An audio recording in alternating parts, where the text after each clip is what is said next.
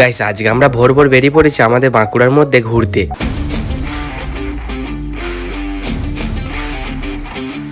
ট্রেনের টাইম হয়ে যাওয়ার জন্য এত তাড়াতাড়ি আমাদেরকে যেতে হচ্ছিল স্টেশনে। ট্রেন পাবো না বলে, কিন্তু এসে দিকে এখনো ট্রেনই আসেনি। আর এতটাই লেট হচ্ছিল যে এই কুকুরটাও বলছে আমি হেঁটে হেঁটেই চলে যাবো।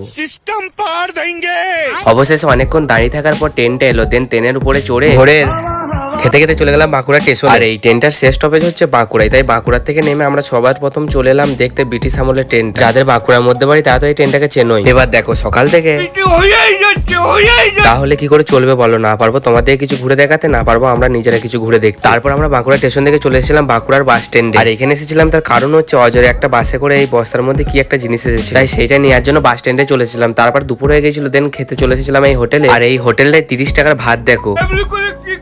আর এই কটা ভাতে যদি 30 টাকা নেই তাহলে আর কিছু বলার নেই। তারপর আমরা আবার বাড়ি ফেরার ট্রেনে চেপে পড়লাম। আর তোমরা যারা বাঁকুড়া থেকে ভিডিওটা দেখছো একটা কমেন্ট করে যেও। চলো টাটা।